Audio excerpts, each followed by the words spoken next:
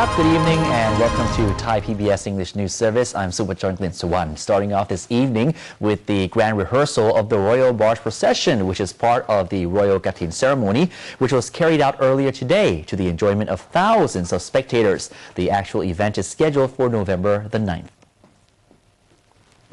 Soldiers and authorities from the Fine Arts Department have completed decorating and checking the Royal Barge for the last time before the grand rehearsal today. Another rehearsal will take place on November the 6th. The Royal Barge Procession, originally scheduled for last year, had to be cancelled due to the severe flooding at that time. The last Royal Barge Procession was 5 years ago, celebrating His Majesty the King's 80th birthday. The upcoming Royal Barge Procession will consist of 52 traditional barges and 2,200 oarsmen. The procession will be escorted by 5 columns of vessels led by 4 exquisitely crafted royal barges, namely Supanahong, Narai Songsuban, His Majesty Rama IX, Anantanakarat, and Anekashat Puchong.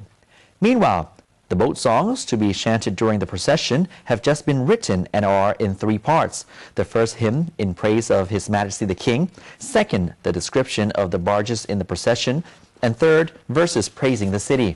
The dress rehearsal was held at about 3 p.m. today, starting at the Rama 8 Bridge or Wasukri Pier and proceeding down the Chao Phraya River to Wat Arun Racha Wara Maharacha Vihan. The next grand rehearsal is scheduled for November the 6th, and the Katin ceremony, which is a merit-making event held after the end of the Buddhist Lent, is scheduled for Friday, November the 9th. And moving on to politics, today was the first cabinet meeting for the newly appointed third Eng.News government. The 6 deputy prime ministers have been given their responsibilities, and the prime minister will oversee addressing the southern unrest herself. At the first cabinet meeting for the new lineup, Prime Minister Yingluck insisted her cabinet members keep their oath to work honestly for the king and country. Of the 6 deputy prime ministers, Chalerm Yubamrung is the senior DPM who will take charge when the PM is out of the country or is unable to perform her duties. Surapong Towichak Chaikun will take care of internal and international relations, while Kitirat Naranong will continue to look after the economy. Prasop Surasawadi will be in charge of water-related issues.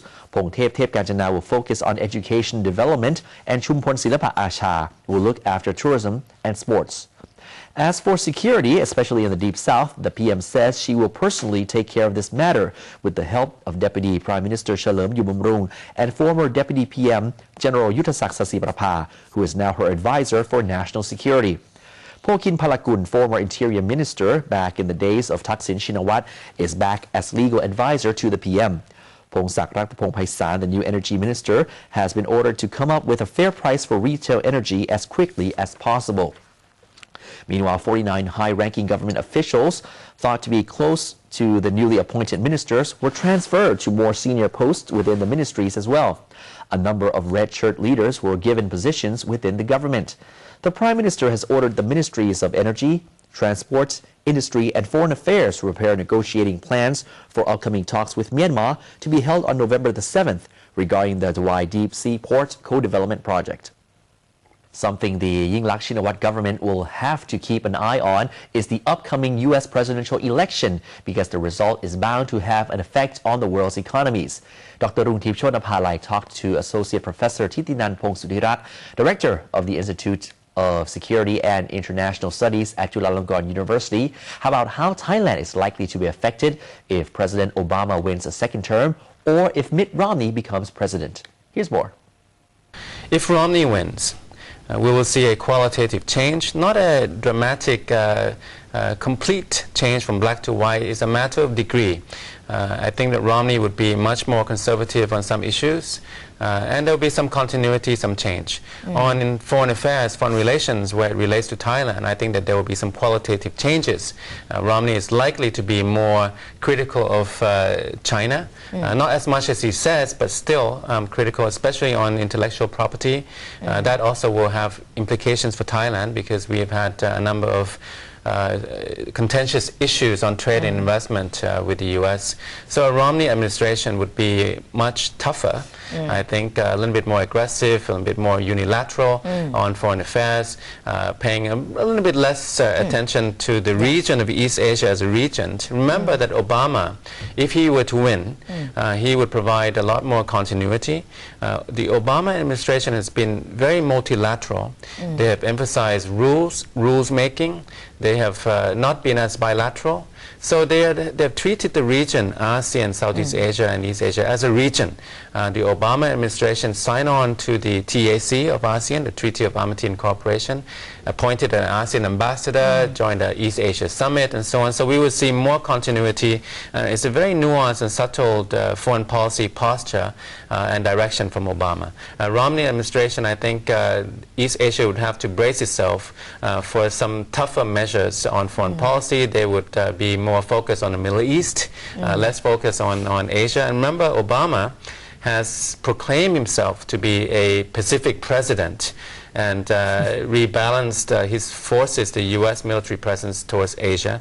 So this would change a little bit, not completely. I think that Obama would give us 4 more years of continuity, an opportunity to reshape the region with an architecture, with rules, and a better chance, I think the best chance we have to promote and cultivate a kind of a peaceful, prosperous and stable East Asian region, including ASEAN and Thailand. We know that Thailand has drifted towards Beijing, China, and that's a good thing because China is rising and we have a historical affinity with China. But do we want to go too much one way and not enough the other way? We want a kind of a balance in foreign policy direction. So we want to recalibrate the relationship with the U.S. despite whoever wins. Moving away from the economy, Phuket police have been able to retrieve the 2 million baht in cash stolen from a Kasikorn bank branch in Phuket after searching the house of the suspect's wife. The robbery suspect, however, remains on the run. 2.5 million baht in cash was found at a house in Kok Kaew sub-district of Mueang, Phuket.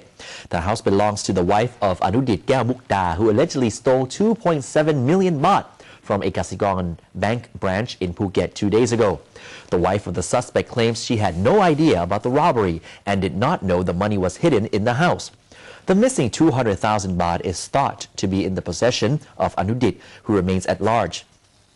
Staff at another branch of Kasikorn Bank in Phuket went to the police station to examine pictures of Anudit because he may be the same person who robbed the bank in January and escaped with 600,000 baht. Samut Prakan police have arrested a former football player from Nigeria for swindling some 300,000 baht from victims online. Nigerian national Hyacinth Iwondu, a former football player for Samut Prakan FC, has been arrested by the police's Economic Crime Division.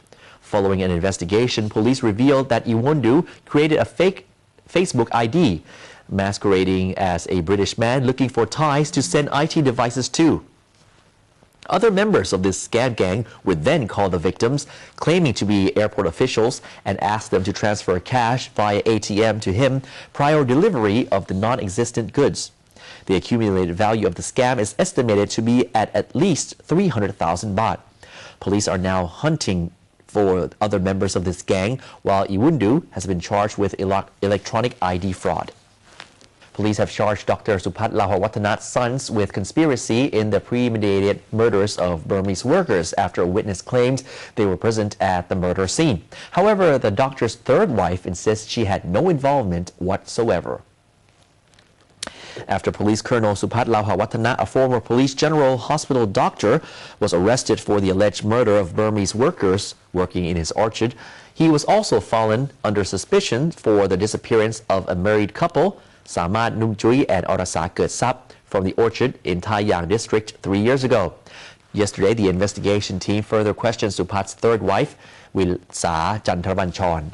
She insisted she wasn't involved in the murders of the Burmese workers.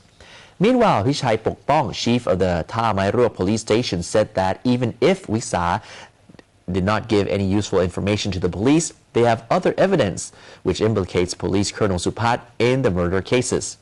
On October 30th, police charged Dr. Supat's sons, Ek and Akara Lahawatana, with conspiracy in the deliberate and premeditated murder of Burmese workers. A witness told the police that they were at the scene. The suspects have already appeared at the police station for questioning, but were released without bail. Eng denied the allegations. Today, the investigation team updated the media on the case and will soon submit their report to the prosecutor of Phetchaburi to assess before filing the complaint with the court. American people are familiar with all kinds of disasters thanks to the silver screen and Hollywood. However, with the arrival of Hurricane Sandy, the clouds are getting darker over New York City, giving it a feeling of a nightmare coming true. The 2004 Hollywood hit The Day After Tomorrow showed the Statue of Liberty nearly buried in snow and almost every street in New York City under deep water. But this was science fiction depicting the future if global warming continues at the current pace. Now some of the scariest parts of the movie look as though they might become real as Hurricane Sandy hits New York City. The massive storm Sandy has already killed at least 66 people in the Caribbean and plummeted large swathes of the U.S. East Coast, leading to damage and disruption currently estimated at more than $20 billion. Last week, a number of movie fans edited together some of Hollywood's most chaotic natural disaster scenes and posted them on social media sites. Scenes like Tornado from the Wizard of Oz movie were criticized as unrealistic. But later, the disaster movies improved on the genre. However, during the making of the movie Noah's Ark 3, people died.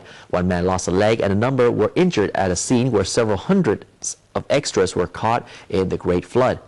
The most real flooding caused by Hurricane Sandy has been along the United States East Coast, as depicted in the Deep Impact movie. The story of the film was about the end of the world as predicted in Mayan mythology. And today's World Cup futsal match ended with Italy beating Australia 9-1. Argentina triumphed over Mexico 5-1, and Panama outclassed Morocco 8-3. Meanwhile, the Bangkok Metropolitan Administration, or the BMA, received FIFA's approval for the use of the stadium's flooring imported from mainland China.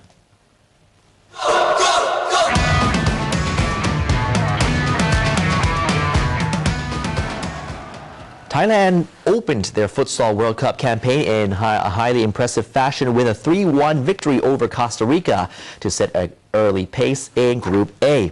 Thailand will next meet Ukraine in their second Group A match on Sunday. With the win against Costa Rica, the Thais are group leaders after Paraguay drew 3-3 with Ukraine. Meanwhile, the BMA is still allowing only essential construction and security staff to access the arena to complete CCTV installation and the first aid office. The International Football Federation, or FIFA, told the BMA to suspend the arena's floor completion and asked them to use the wooden flooring from China, which encountered snags at Chinese customs. The BMA have to lay the wooden floor on November the 5th, which is the date FIFA officials will come to their final inspection. The BMA had coordinated with the Engineering Institute of Thailand to meet FIFA's further request for building security certification, including an emergency response plan and insurance for the audience.